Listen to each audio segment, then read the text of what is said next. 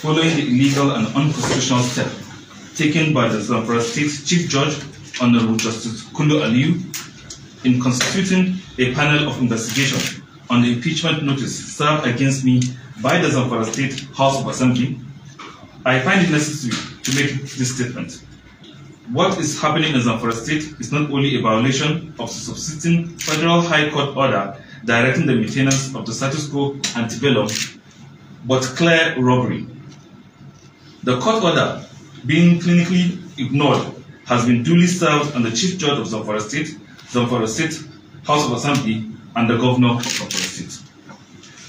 As Nigerians may recall, following the defection of Governor Bello Montari Mohammed from the People's Democratic Party, PDP, under which he came to power, to the APC, my party instituted an action at the Federal High Court challenging the powers of the Zamfara State House of Assembly as presently constituted to commence impeachment or any other proceedings against me as the duly elected Deputy Governor of Zamfara State on the platform of the PDP.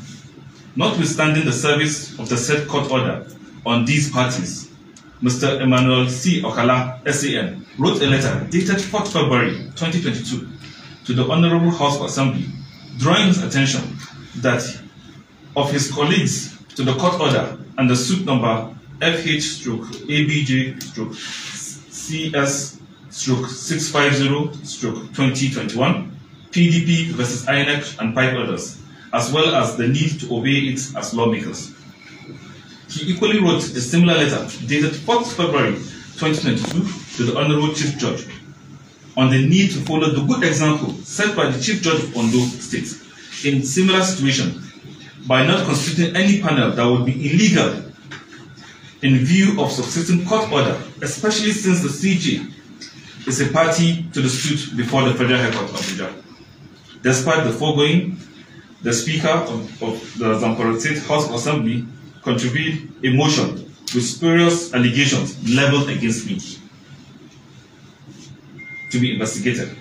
That the Chief Judge has gone ahead to constitute a kangaroo panel of 7 members to investigate these so-called allegations clearly indicates that some people are desperate to walk from question to answer, even at the expense of the rule of law and public good. Since I have nothing to hide, I am not afraid to submit myself to investigation of any allegations, unbiased and transparent bodies. However, I am compelled to my professional calling as a lawyer to point out that these actions, especially that of Honorable Chief Judge, improper, indecorous, inappropriate, and unlawful. It constitutes disobedience to the court order and will be tantamount to flagrant breach of the law ensued in a host of Supreme Court cases, such as Supreme Court cases of Waswani versus Salara, 1972, Ojugu versus Governor of Lagos State, 1983, and Mohammed versus Olawumi, 1993. On this matter, which arose principally because someone wants to eat his cake and still have it, there is already a judicial pronouncement directing parties to maintain status quo ante bellum pending the hearing of the motion before the court.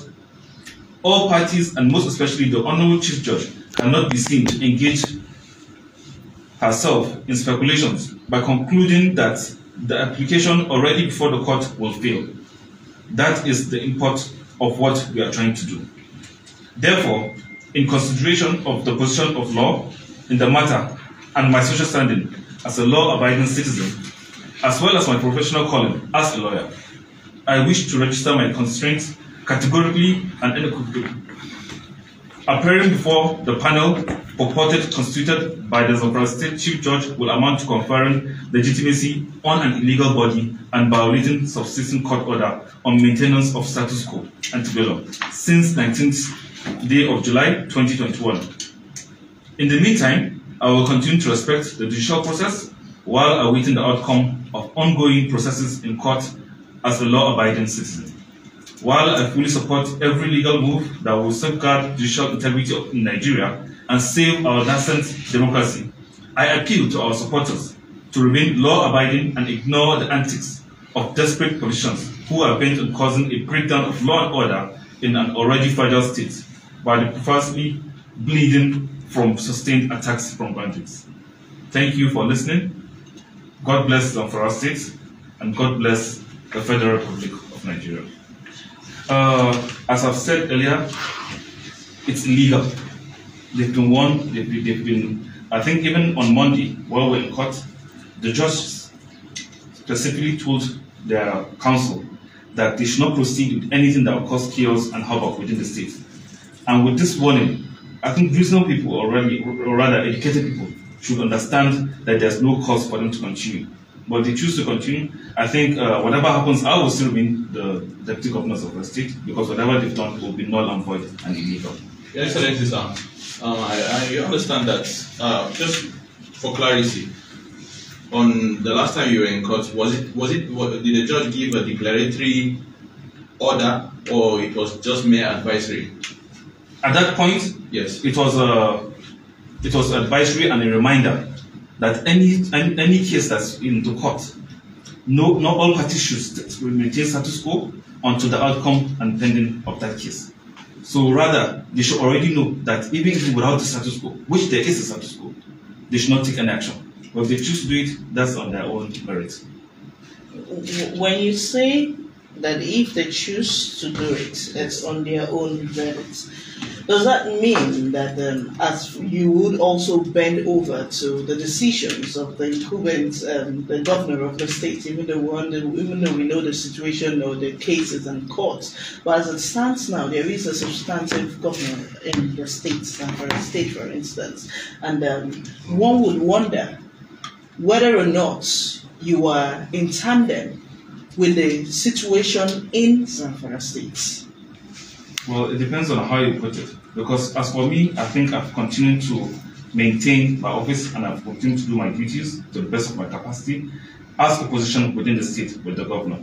But if he chooses to go on this path, which is a roller coaster down the drain, which is not advisable, because I don't understand how a government that benefited from the court order that gave them the power in 2019. Now there's another existing court order saying they should maintain status quo, but they choose to ignore it. I think this kind of behavior speaks for itself and speaks to what kind of person His Excellency is. So I think I would like to appeal to them one more time to think about their actions, because I think once they go ahead with this plan, my other strategies will take place, and inshallah everybody will see. Could you let us